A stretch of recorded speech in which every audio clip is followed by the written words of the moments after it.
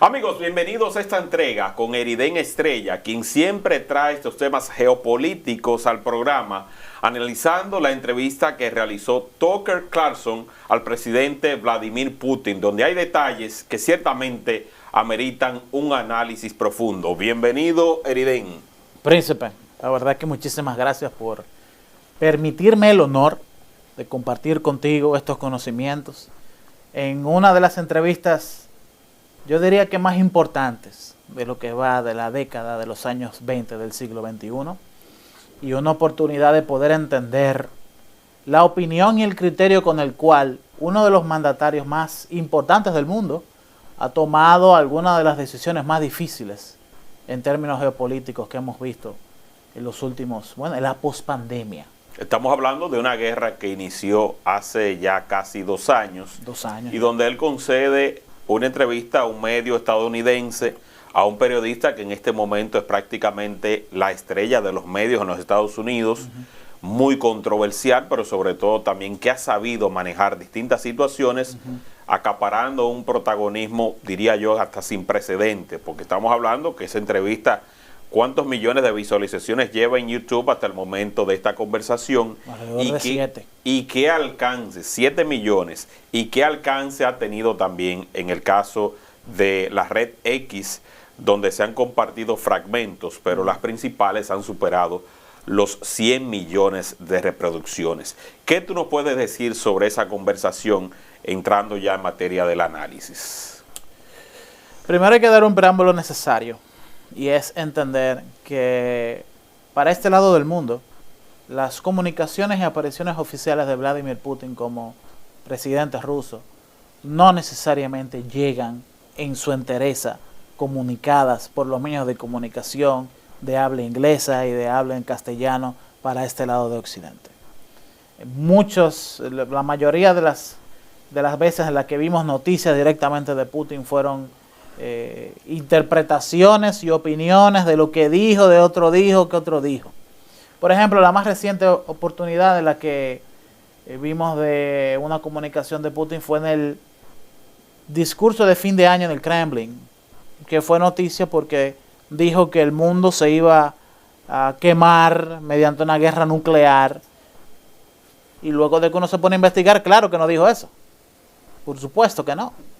Básicamente lo que dijo fue que había que evitar un conflicto de tercera guerra mundial en el que terminase con el uso de armamento nuclear, y que las potencias tienen que ponerse de acuerdo en ciertos temas geopolíticos a fin de evitar lo peor para la humanidad y asegurarse lo mejor en cuanto a prosperidad para sus naciones. Bueno, eso fue uno de los puntos que él tocó y aclaró directamente en esa conversación con Tucker Carlson. Cuando tú llegas a la fuente oficial de los medios de comunicación rusos, lo que dice Putin siempre es radicalmente diferente a cómo lo reportan los medios occidentales, sobre todo en Estados Unidos. Ese es el punto que quiero dar.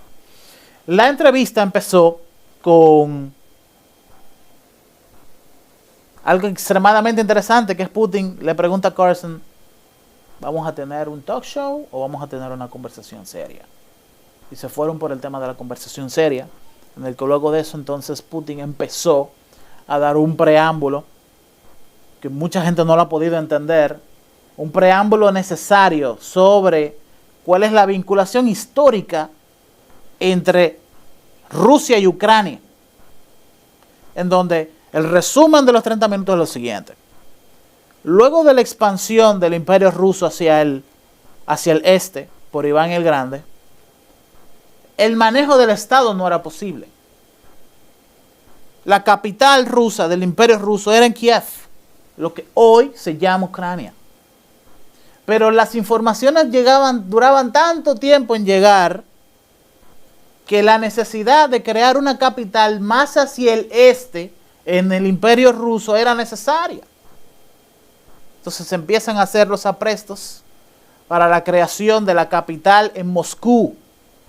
Y una vez finalizado el proceso en Moscú, entonces el Imperio Ruso tenía 2 capitales, un estado con 2 capitales. Kiev, la antigua capital, y Moscú, la nueva capital. Una capital pensada para un imperio ruso. Si tú ves un mapa de Moscú te lo recomiendo a cualquiera, tú ves la estructuración y la distribución del espacio geográfico que tiene Moscú. Está pensado para ser la capital de un imperio. Kiev no necesariamente. Kiev tiene características un poco improvisadas de urbanismo. Es muy parecido, trayendo a la República Dominicana, a la diferencia que hay entre Santiago de los Caballeros y Santo Domingo. Claro, una capital necesita un puerto. Y por eso, entre otras razones, fue por la cual la capital de la República Dominicana se movió a Santo Domingo. La tradicionalidad y la casa de gobierno de muchos presidentes durante el siglo XIX estaba precisamente colocada en Santiago, no era en Santo Domingo. Luego fue, ya con Trujillo, incluso los americanos tomaron la decisión de tomar las decisiones principales del Poder Ejecutivo en Santo Domingo. Eso fue una decisión, punto. ¿Por qué? Porque se necesitaba un puerto. No es mentira lo que tú estás diciendo, eso fue así. Entonces, luego de ese preámbulo de 30 minutos, que les recomiendo a cualquiera que lo vea, luego del minuto 31 pasan a hablar de la coyuntura actual, del por qué se inició el conflicto. Y debo de decirles una cosa. Esto que estamos haciendo, José y yo, en este momento, es la continuación del primer video que tú y yo hicimos. Yo recuerdo, porque justamente cuando escuchaba las palabras de Putin, hacía referencia a cuando tú citaste en este espacio la forma en que fue derrocado quien era el presidente de Ucrania, y porque no se puso de acuerdo con la Unión Europea en una serie de acuerdos que tenía previstos hacer allí, fue que entonces se diseñó toda una estrategia para sacar a ese hombre del poder. El resumen es que se cayó la Unión Soviética en el 89. Cambió el Estado, la estructura de gobierno de lo que tú conoces geográficamente hablando como la Unión de Países Soviéticos. Y se creó la actual Rusia. En ese proceso hubo un vacío geopolítico en el liderazgo geopolítico del mundo, en el que Estados Unidos lo aprovechó para volverse el policía del mundo.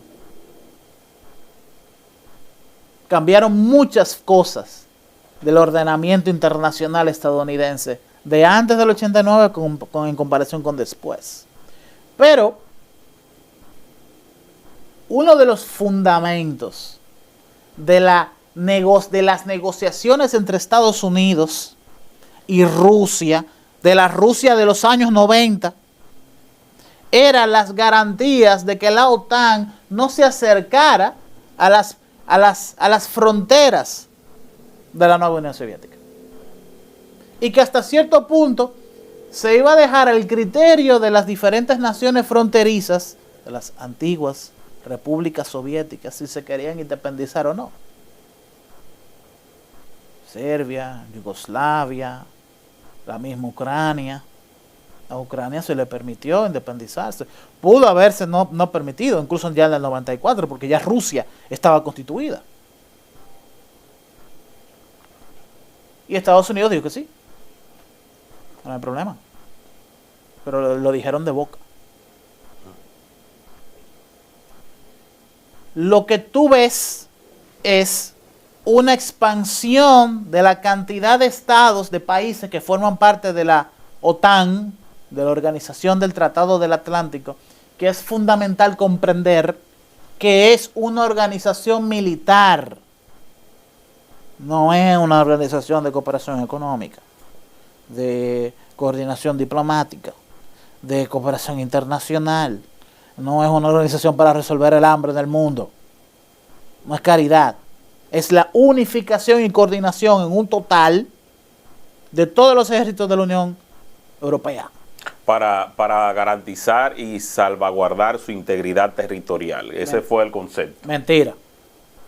El concepto fue propiciar el liderazgo estadounidense en Europa. Para imposibilitar que surja en Europa una nueva Alemania, para mantener el liderazgo estadounidense en la región y mantener a Rusia fuera. Winston Churchill lo escribió así. Y si tú te pones a ver qué ha pasado con la OTAN desde 1949 a la actualidad, se ha cumplido al pie de la letra. Bueno, y dando también referencias a esa entrevista, él dice que en una oportunidad le sugirió a Bill Clinton y le preguntó qué podía hacer y que él estaba interesado en que Rusia perteneciera a la OTAN y que inicialmente en una conversación que tuvieron, no sé si fue una tarde, pero en la noche, una mañana, pero en la noche, Bill Clinton dijo que luego de consultar a su equipo, le dijeron que no. Lo que tú acabas de decir es una de las razones por la cual esta entrevista de Tucker Carlson con Vladimir Putin tiene un valor histórico sustancial. Es que hay un sinnúmero de eventos geopolíticos que se tienen registrados, que han sido narrados en libros de historia de una manera y que luego de esta entrevista tendrán que ser narrados de otra manera. Lo que tú acabas de decir es uno de los eventos más importantes del siglo XXI y se dio en el año 2000. La visita de Bill Clinton al Kremlin. La primera vez que conoció en persona a Vladimir Putin, siendo Putin ni siquiera un año tenía siendo presidente, estaba un jovencito. Y Putin le pregunta a Clinton que si Rusia hace una moción para entrar a la OTAN, que si esa moción pudiese ser aprobada. Y Clinton le dijo que sí. Pero en la noche, cuando en la cena, luego de consultarlo con sus expertos, la respuesta fue que no. ¿Por qué? De lo que estamos hablando. Porque, o sea, podemos jugar un poquito, sí. Tenemos una pequeña licencia para plantear una hipótesis. Sí, claro. Porque es necesario entonces que el mundo tenga, Occidente tenga ese antagonista para mantener esa industria armamentista, para vender todo eso que venden a esos países, para garantizarle su protección, que es de lo que ha vivido Estados Unidos históricamente. Te voy a hacer un planteamiento un poco controversial. ¿Qué sería del cristianismo sin el diablo? ¿Tú te lo has preguntado? ¿Qué sería de esa narrativa del origen de todos los males de la humanidad si la figura de Satanás, Lucifer, como tú le quieras decir, no existiera? No tiene sentido. Y se cumple la prerrogativa de Winston Churchill del por qué la OTAN debe de estar bajo el liderazgo estadounidense con todos los países europeos debajo y Ucrania afuera. Es que sin ese antagonista geopolítico no tiene sentido la forma de ser del imperio estadounidense. Fíjate que lo han manejado tan bien que le han sacado mucho provecho en el cine. Por supuesto. Pero a nivel cultural. Claro. Que no ha sido únicamente en el plano geopolítico, sino que se ha vendido. Narrativo, claro, histórico. Pero eso no es todo. Ese es el principio. Vladimir Putin también le propuso lo mismo a George Bush. Y también fue rechazado. Entonces le dice, bien, ya que no podremos entrar en la OTAN, por favor asegúrennos que la OTAN no seguirá expandiéndose hacia las fronteras rusas. Y tú dirás, Liden, pero ¿cuál es la vaina con la OTAN? Que Rusia no la quiere cerca. Bueno, el capítulo 5 de la Organización del Tratado del Atlántico implica que un ataque en uno es un ataque a todos. Si tú atacas a Alemania, por ejemplo, todos los países de la OTAN van a atacar a Rusia, en dado caso de que sea Rusia que lo haga. Pero no es solamente eso. Es que hay un sistema de misiles balísticos intercontinentales que se colocan en todos los países que forman parte de la Unión de la OTAN. Son misiles nucleares, todos apuntando a Moscú. Es así. No voy apuntando a China, ¿qué están? No voy apuntando a Sudáfrica, ¿qué están? No voy apuntando a la India, es a Rusia. La arquitectura de defensa completa incluso fue pensada para aprovechar la rotación de la Tierra y que los misiles balísticos lleguen más rápido a Rusia de lo que Rusia podría lanzar en contra de ese movimiento de rotación de la Tierra.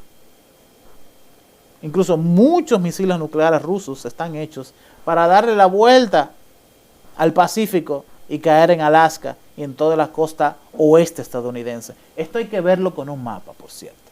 Es por ello que lo obligan a él, al aislarlo, a hacerse más fuerte entonces. Putin le explica a Bush, porque se plantea, estamos hablando del 2004,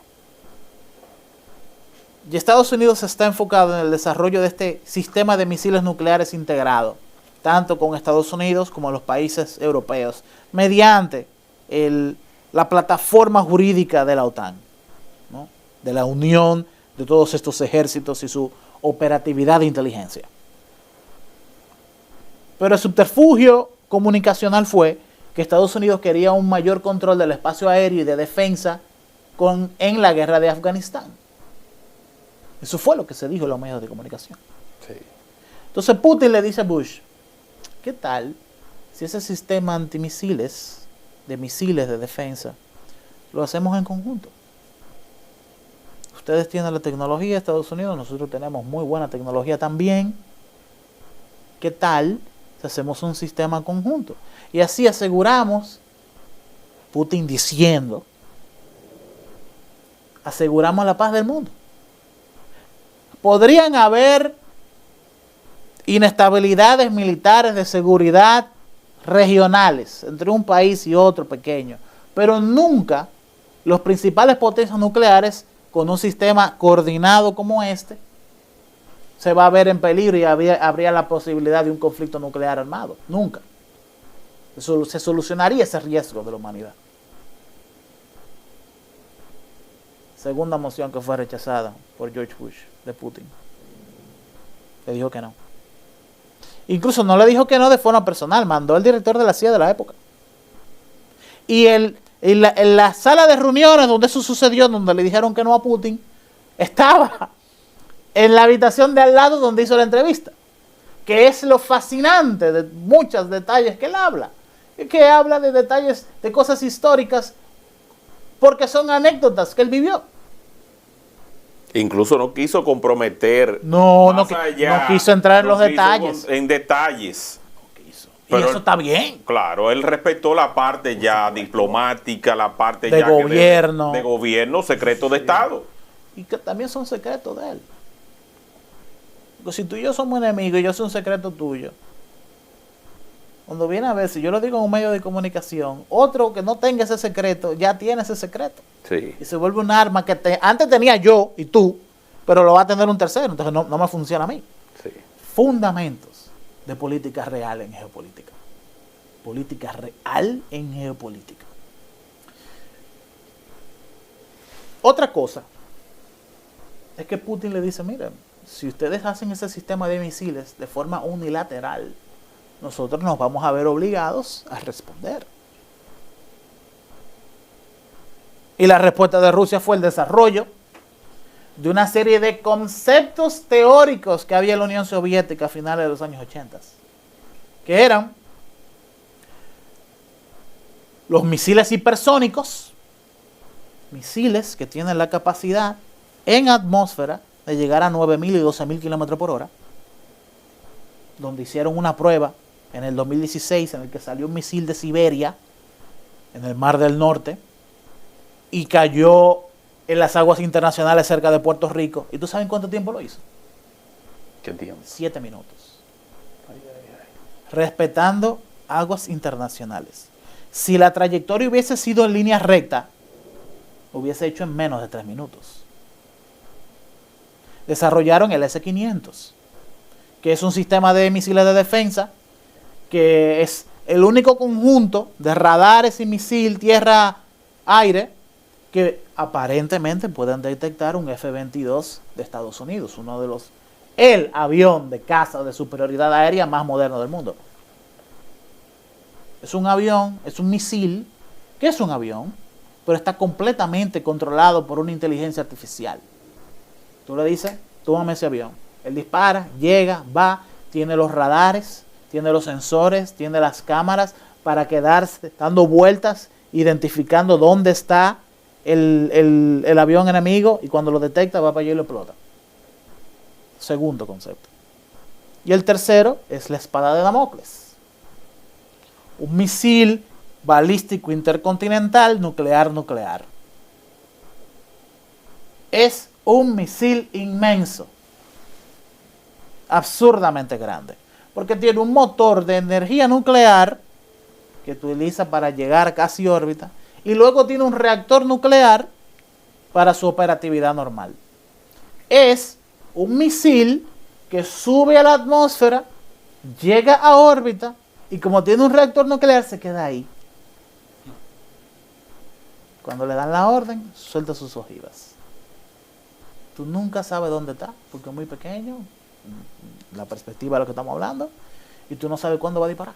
Pero él descartó toda posibilidad de una guerra nuclear en esa conversación. Pero tiene los sistemas de defensa que vuelven obsoleto al sistema de la OTAN. ¿Entiendes? Sí, claro. Estoy completamente interesado en la paz mundial, en el que nunca haya una guerra nuclear, pero mi seguridad y mi soberanía como Estado ruso está completamente asegurada. Háblame de la parte también donde él hace referencia a que ha intentado negociar con Ucrania, pero que no ha existido la voluntad, que Zelensky cerró las negociaciones, pero le deja entrever que no es una decisión únicamente de Zelensky, sino de que está mucho más arriba, que son órdenes que él recibe. Básicamente, si el conflicto hubiese sido entre Rusia y Ucrania, se acaba en mayo, abril del 2022. Pero al recibir la ayuda de armamento estadounidense, de inteligencia estadounidense, de logística estadounidense, de los recursos armamentísticos de misiles teledirigidos que ha recibido por parte de la OTAN, de Alemania, los Tiger 2. Sí, Tiger 2. Los modernos tanques de Alemania. Leopard 2, perdón. El Tiger es uno de 1945. Leopard 2. Si no hubiesen recibido todo eso, y sobre todo con un presupuesto aprobado por Estados Unidos en primer lugar desde 117 mil millones de dólares, el conflicto se hubiese acabado en muy poco tiempo. Pero la verdad es que no se esperaba que Estados Unidos ayudara a Ucrania de la forma en la que lo ha hecho. Y por eso incluso recriminó a Joe Biden por esto. Porque no tiene sentido. Porque los estados, los países, para hablar claro, que la gente entienda, que tienen armas nucleares, no se atacan directamente. Nunca. Y la plausible negación de un acto de guerra es el fundamento de cómo operan todas las organizaciones de seguridad en el mundo. ¿Cuántos golpes de Estado no ha organizado la CIA en Latinoamérica? Decenas. Pero nadie te puede confirmar que 100% fueron ellos, aunque sabemos que fueron ellos. ¿No? Tú nunca puedes decir quién fue, qué agentes de la CIA agarraron en Bolivia, qué agentes de la CIA agarraron en Nicaragua. Pero aquí colaboraron. Exactamente. En Panamá, después que Noriega fue su aliado, entonces lo detutanaron. No, y no solamente eso, mataron a Trujillo. ¿De quiénes eran las armas? Ametralladoras Thompson, calibre 45, que estaban preparadas para romper el blindaje del Cadillac de Trujillo, pero lo agarraron un día en el que no estaba blindado y lo explotaron. Y al día de hoy tienen tanto control sobre los medios de comunicación dominicanos que no se reconoce esa realidad. ¿Entiendes? ¿Cómo es que se mueve el poder estadounidense? Tampoco estoy diciendo que Putin sea un santo. Miles de periodistas presos. miles de periodistas, pero por referirse a la guerra en Ucrania como una guerra y no como una operación especial. No, y la cantidad de jóvenes que han tenido que ir a luchar a esa guerra con o sin autorización de sus padres. Muchísima gente. Como quiera tienen que ir sí o sí. Pero es una cuestión de entender de que vivimos en un mundo, un planeta que tiene hemisferios. Estados Unidos, Occidente, Europa se maneja de una forma. Rusia se maneja de otra forma. Y los chinos se manejan de otra forma. ¿Ok? Y hay una competencia constante entre ellos en todos los aspectos de la civilización humana. Económico, científico, académico, diplomático, político, de territorio.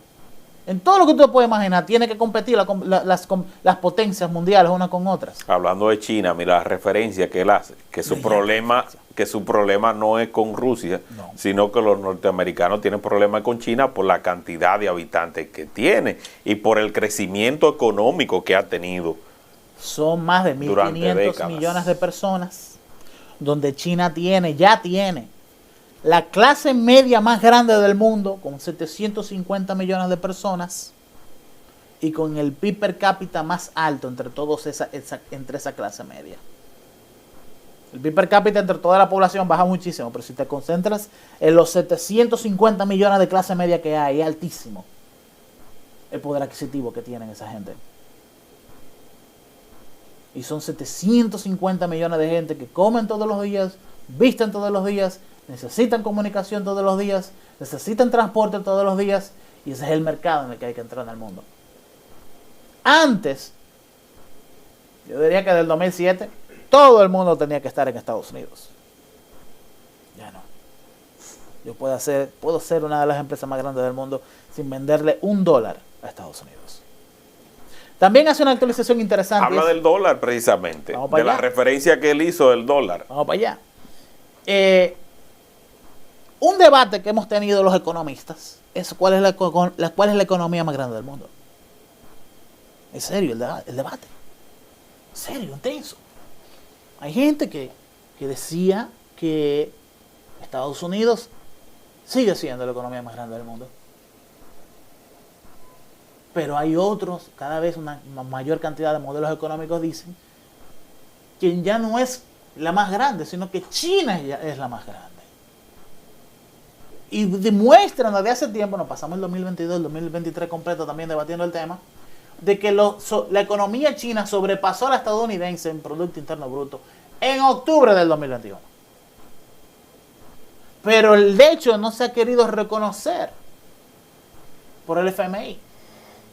Y si el FMI no lo reconoce, no hay una forma de nunca va a ser un tema oficial.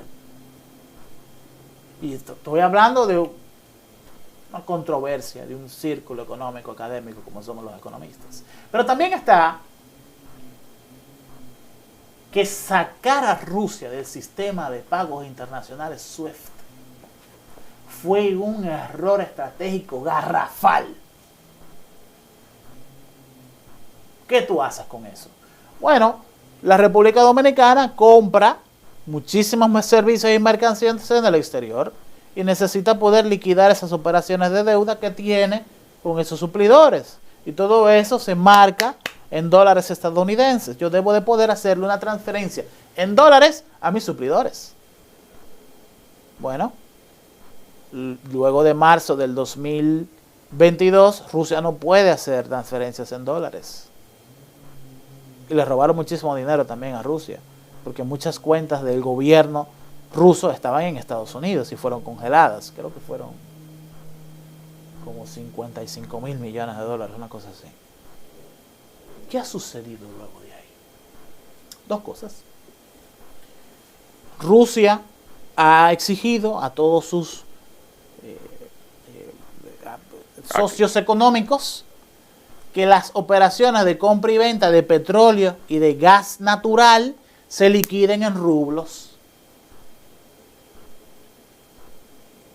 La República Dominicana bien podría solicitar algo como eso y pagar en pesos dominicanos, y ellos te dan una tasa de cambio al rublo. Y el dólar no tiene nada que ver. ¿A cuánto fue que se redujo? ¿Qué porcentaje fue que él dijo? Un 9%. Ellos tienen 13%. Un Ellos 3%. antes de la guerra tenían un 51% de sus reservas internacionales en dólares estadounidenses, Rusia, y en la actualidad es un 13%. Y yo vi que según reportes de hace menos de 2 semanas, la economía rusa creció un 3% del PIB. Bueno, la cifra está en debate, porque se estima que es por lo menos un 3.9, un 4%, y que ese 4% se constituye en que Rusia es la economía que más ha crecido económicamente hablando en toda Europa en el 2023. ¿Ok?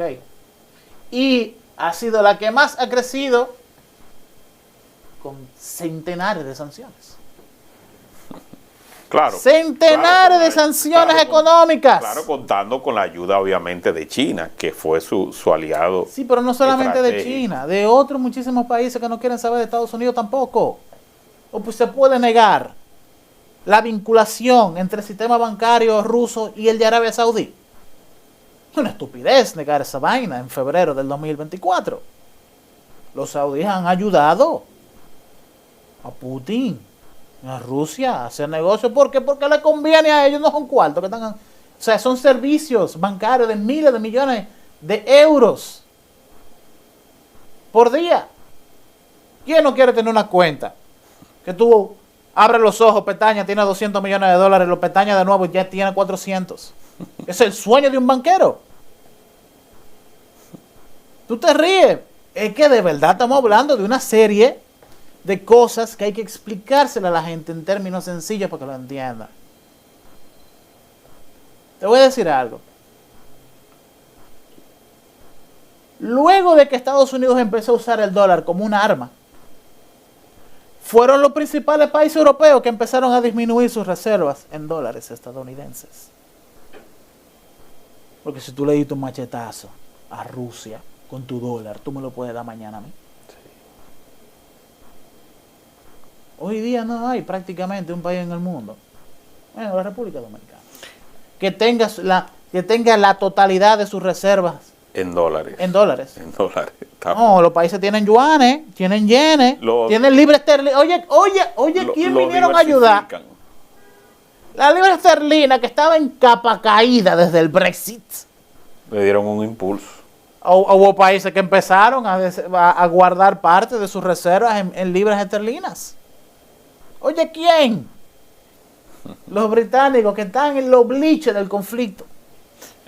La participación de Alemania y lo del gasoducto y las reacciones. Háblame en detalle de eso. Déjame explicártelo técnicamente y después desde el punto de vista criminalístico. Y a la conclusión que él hace llegar al periodista cuando le plantea las hipótesis de cómo el Nord Stream pudo haber sido saboteado. Mira,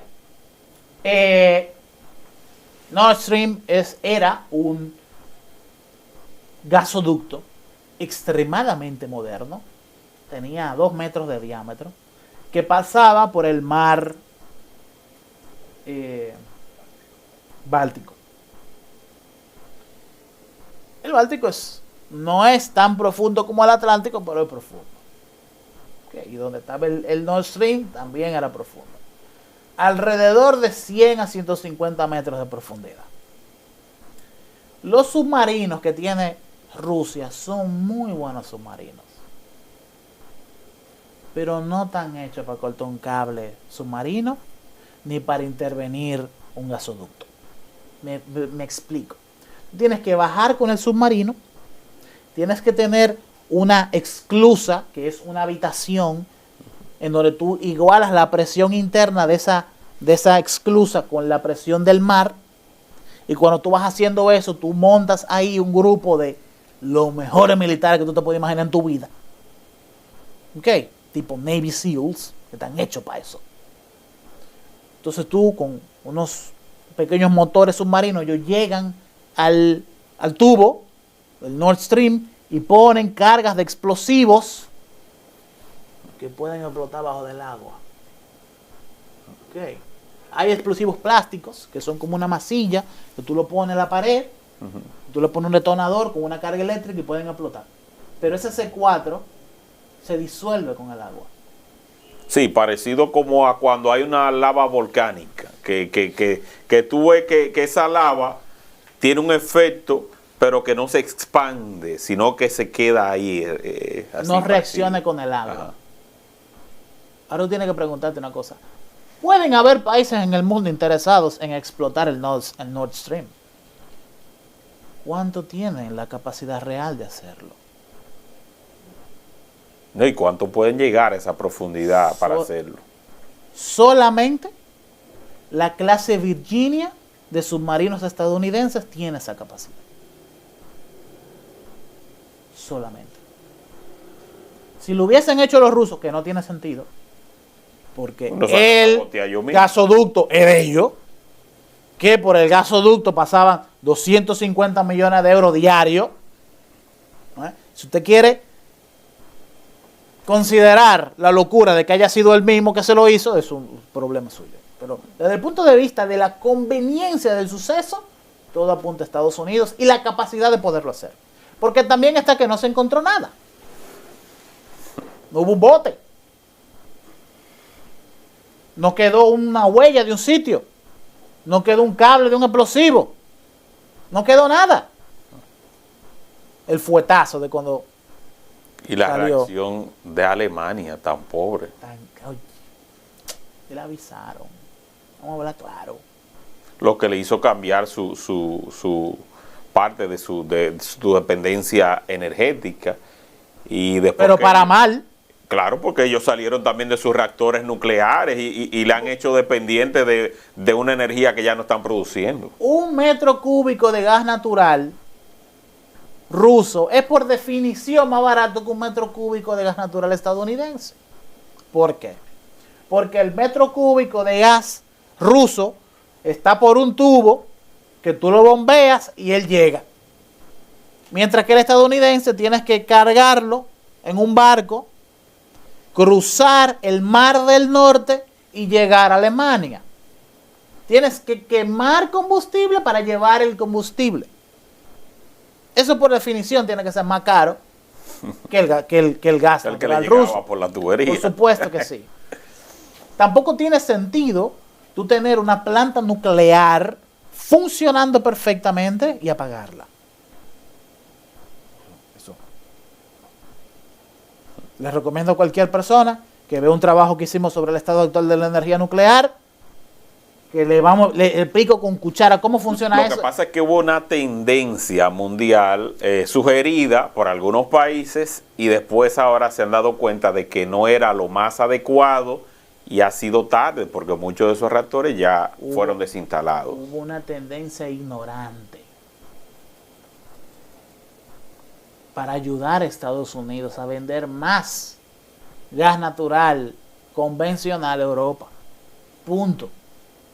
Pero al final ha sido una malísima decisión para los mejores intereses europeos. Pero el mismo Estados Unidos no ha salido de muchas plantas nucleares que tiene, pero todo por la que le da luz a su país. Todo lo contrario, José, que acaban de hacer una licitación. Yo puedo durar media hora hablando de esto. Acaban de terminar una licitación con el que llamaron a la comunidad científica estadounidense a proponer nuevos diseños de plantas nucleares. Y determinaron un nuevo tipo de reactor nuclear pequeño, de fisión media. Bill Gates tiene proyectos de eso también que está financiando. También al que le dio, al que ganó, también lo fundió, luego de que ganó. Y entonces el Departamento Federal de Energía Nuclear estadounidense acaba de emitir 350 nuevas licencias para instalar 350 nuevos reactores nucleares en Estados Unidos. ¿Tú sabes por qué? Porque el ejército estadounidense se va a electrificar y quiere electrificar la mayor cantidad de vehículos posible. ¿Tú sabes cuándo? ¿Cuándo? Al 2030. Y esa energía no va a salir de quemar el petróleo y el gas natural que ya ellos le están vendiendo a los europeos. Sí. No. El imperio es el imperio. Y lo que ellos le venden a los otros, esa es una fábrica de flujo de caja de dólares, en este caso. Es que lo hacen dependiente. Oh, por supuesto. Es una infraestructura comercial pensada para extraer la mayor cantidad de dinero posible de la Unión Europea. Pero, ya lo explicamos, seguimos con Putin. Sí. ¿Okay? Y la entrevista. Es que la entrevista es fascinante. Otros detalles, cuando él se va, por ejemplo, a la inteligencia artificial, Sí, eso fue lo último. ¿qué tanta información maneja él que hace Toda. esa advertencia? Toda. Que se va más allá de lo que nosotros estamos viendo en el plano superficial, de si ChatGPT, de si Bard, que ahora le cambiaron el nombre por Gemini, que ellos que no, nosotros nos están enseñando los muñequitos, pero hay algo que va más allá. Déjame explicarte algo. El premio Nobel de Medicina reciente se lo dieron a dos PhD en medicina que inventaron una técnica que se llama CRISPR. El CRISPR es una técnica en la que tú engañas ciertas bacterias del cuerpo del ser humano.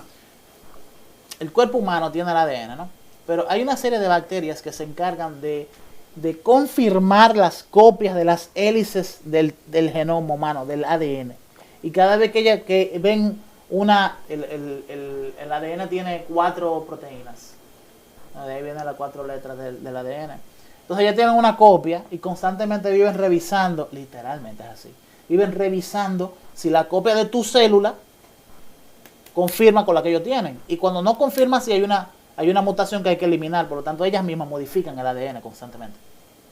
Ellas diseñaron una forma en la que engañan a esas, en la que cambian la copia de ADN de la bacteria para introducir cambios específicos en el genoma humano. Esto no es ciencia ficción, esto es ciencia. Es allí donde él habla de superhumanos. Entonces, hoy día tenemos el inventario completo de todos los genes humanos, de las terapias de cambio humano, de cambio genético, y hoy día yo puedo, por ejemplo, seleccionar un embrión con las mejores condiciones posibles, más perfecto, y modificarlo de su ADN.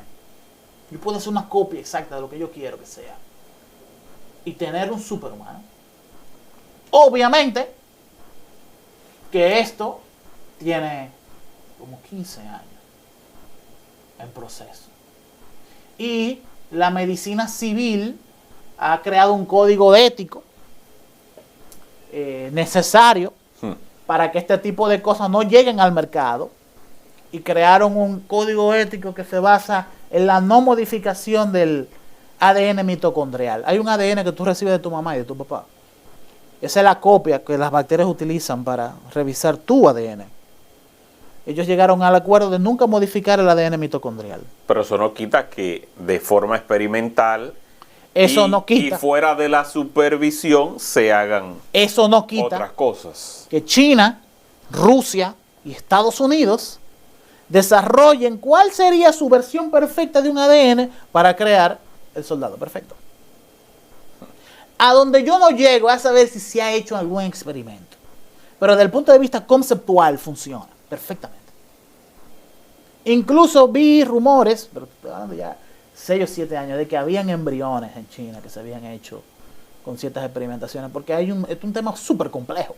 Tú puedes hacer una modificación en el ADN hoy a un embrión, nace el niño y tú llegas a ver las consecuencias de lo que tú hiciste 10 años después. En una ocasión se dijo, y lo dejo en el plano de la especulación, que la estrella de la NBA, Yao Ming, un centro que jugó con Houston Rockets, sí, yo sé, Yao Ming, era parte de un supuesto experimento de China. Bueno, ya, eso se queda. Eso se queda ahí. Sí, es que te lo creo más si Yao Ming hubiese sido coronel o mayor del ejército. Sí. Una cosa así. Y lo que estamos hablando es de que China tiene un altísimo interés en esto, y perdón, porque es que los chinos son chaparritos. En promedio, no hay chinos muy altos. Y eso en combate, en la altura de cuerpo a cuerpo militar, tiene consecuencias. Sí. Te da desventaja. ¿Qué otros detalles? Hay otro más. La entrevista. Hay otro más. Hay mucho. La entrevista es un... ¿Tú sabes por qué me gusta la entrevista? Porque nos recuerda qué debe de ser un estadista. ¿Qué debe de ser realmente el presidente de una nación? A mí me recordó el por qué, por ejemplo, Peña Gómez era Peña Gómez. El por qué Joaquín Balaguer llegó a ser Joaquín Balaguer. Y por qué Juan Bosch llegó a ser Juan Bosch. Todos tenían una visión de qué hay que arreglar en el sistema dominicano para competir en el modelo internacional. Todos tenían clara una visión de eso. Incluso la mayor cantidad de acuerdos los desacuerdos eran sobre los temas internos de la política dominicana, pero ¿cuál debe de ser la postura dominicana ante Estados Unidos o ante la Organización de Estados Americanos o ante la ONU? Todos ellos estaban de acuerdo, había muy pocos desacuerdos, lo puedes buscar. Sus discursos, sus opiniones, sus entrevistas, hasta las veces que pudieron debatir en persona, en televisión uno con otro, todo eso está en YouTube. Hay que tener una visión país clara de qué es lo que se quiere. Y segundo, no se puede sacrificar el bien social y económico de la mayoría de la gente por el de los empresarios o por el de las élites, que es uno de los tantos temas que toca Putin. Putin habla, le pregunta a Carson, usted se llevó muy bien con Donald Trump. ¿Usted cree que si vuelve alguien como él a cambiar ciertas cosas, Estados Unidos puede mejorar? Y la pregunta fue muy interesante, la respuesta fue muy interesante. La respuesta fue, no es una cuestión de una personalidad que venga a cambiar 2 o 3 aspectos de Estados Unidos. Es un problema de que la élite estadounidense, la élite política, económica, empresarial, no está estudiando de manera objetiva los cambios del entorno internacional a fin de hacer los ajustes que convengan más a que Estados Unidos mantenga su hegemonía. Por ejemplo, cito uno. No tiene sentido detener la entrada de compañías y megacorporaciones chinas a la economía estadounidense. ¿Por qué? Porque esas empresas van a Estados Unidos a hacer negocios, a pagar impuestos, a generar mejores productos y servicios, y tú le estás diciendo, no, yo no te quiero porque tú eres chino. Entonces, ¿qué hacen esas empresas?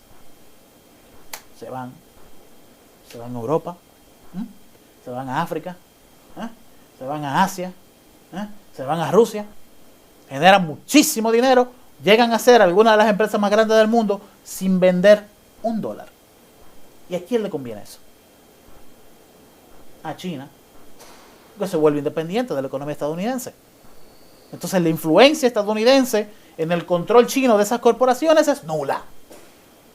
Lo que más le conviene es que ya vayan para allá, a Estados Unidos, sí, y generen billones de dólares en ganancias.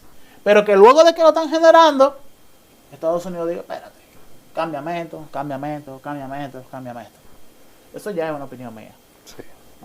No tiene sentido la forma en la que Estados Unidos, en la que la élite estadounidense está viendo las situaciones cambiantes del mundo. Y vamos a llevarlo al revés, ¿te parece? Sí, podemos aterrizarlo. Estamos en un globo terráqueo con el surgimiento de 3 polos geopolíticos: estadounidense, ruso y chino. Que hasta el momento no es que los chinos y los rusos se llevan bien. No, es que han tenido que abrazarse. Comparten una frontera de más de 1000 kilómetros y tienen una historia conjunta de como 1200 años. Han aprendido a manejarse. Y hasta el momento Xi Jinping ha sido sincero con Putin. Por eso le dice mi amigo. Sí, no es mentira que son amigos. Porque Xi Jinping valora el poder de Putin y la inteligencia que ha tenido de no tener una buena economía y como quiera. Mira de quién estamos hablando aquí. Entonces, Estados Unidos se ha manejado pésimamente. Parece un muchacho de 15 años quien está manejando la política exterior estadounidense. Está fuera de todos los fundamentos de manejo diplomático y geopolíticos. Lo que pasa es que Blinken a veces quiere una cosa y La Casa Blanca quiere otro. Pero es que si el problema fuera de otro, de Blinken ahí, no.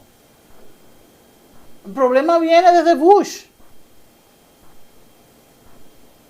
Pensando como que nadie va a hacer un análisis histórico de las acciones estadounidenses.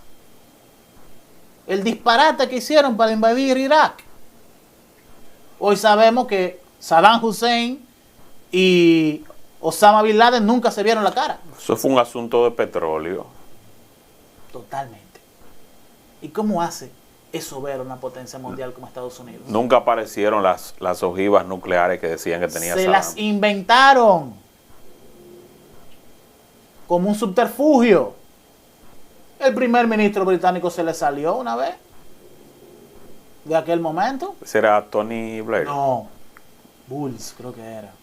Luego de Tony Blair salió de ahí y vino otro. No me acuerdo cómo se llamaba. Señores de pelo negro, más fornido. Lo tengo en la mente, escúchame el nombre. Pero ese era el tema. Fue una estrategia, una historia, una trama, un cuento. De cómo cambiar la narrativa, claro, con el favor que había tenido el mundo, de que victimizaron a la capital del imperio, Washington. Hicieron lo que ellos quisieran. Y recuerda también cómo cayó Gaddafi. Después que él quiso cambiar. Para allá. Después que él quiso cambiar la forma en que se hacía negocio, de cómo él se estaba abrazando a otras monedas y hacia dónde él quería expandirse. Lo que le ahí fue cuando le sacaron la alfombra. Lo que le conviene a la República Dominicana es profesionalizar a su cuerpo diplomático en la Cancillería.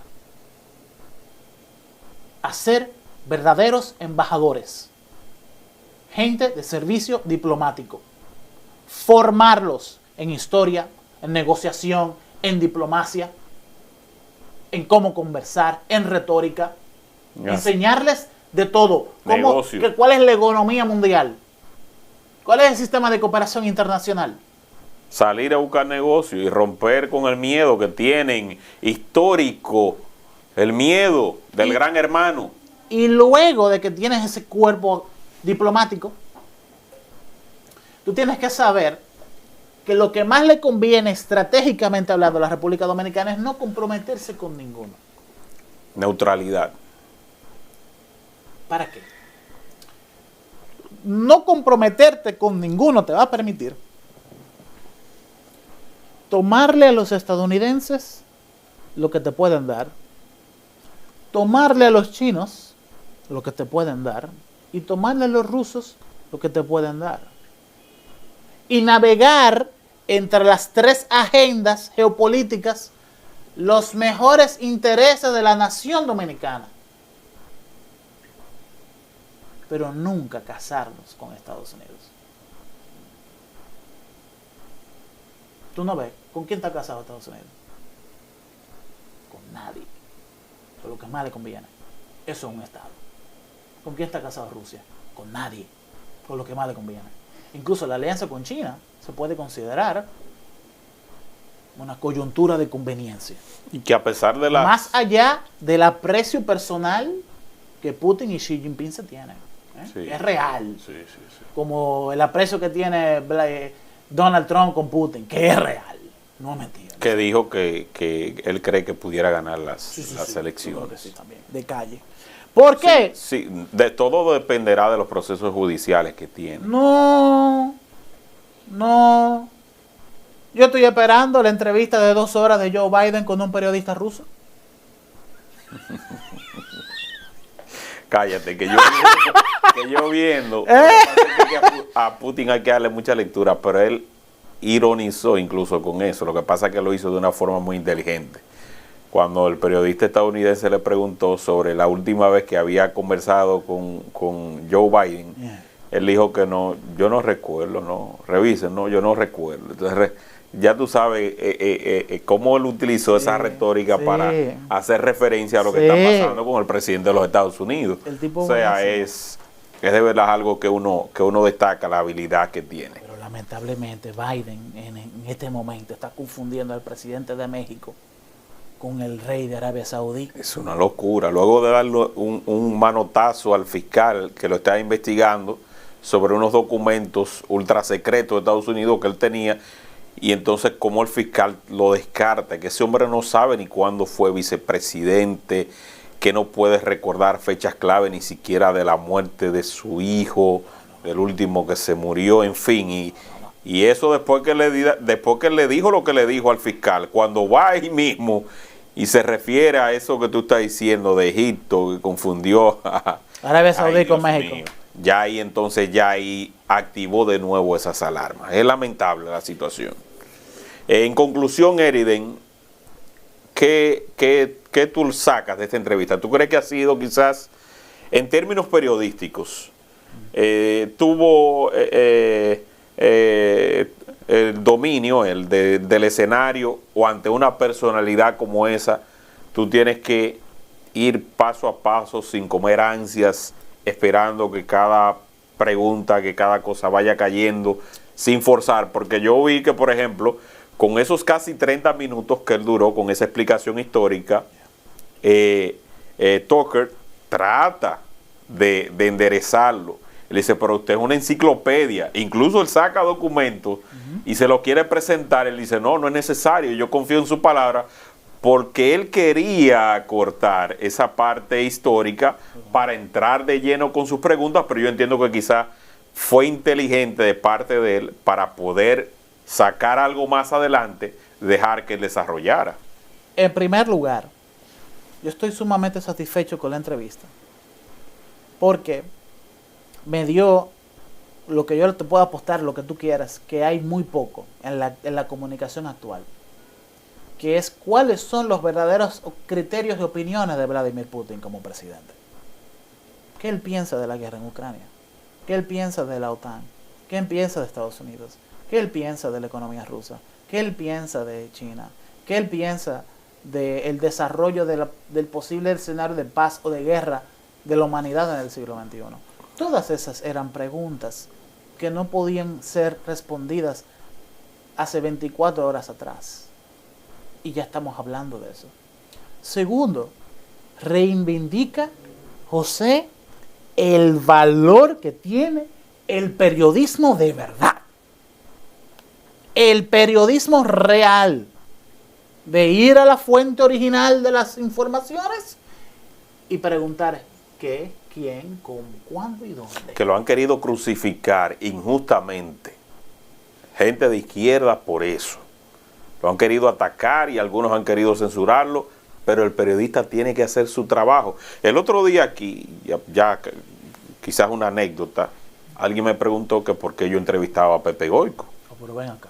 Pues porque yo no puedo entrevistar a Pepe Goico. Haciéndole una entrevista, yo no le estoy confiriendo nada, yo simplemente estoy preguntando lo que tengo que preguntar. Alicia Ortega entrevistó a Baby Doc y le dieron un reconocimiento en la Unión Europea por eso.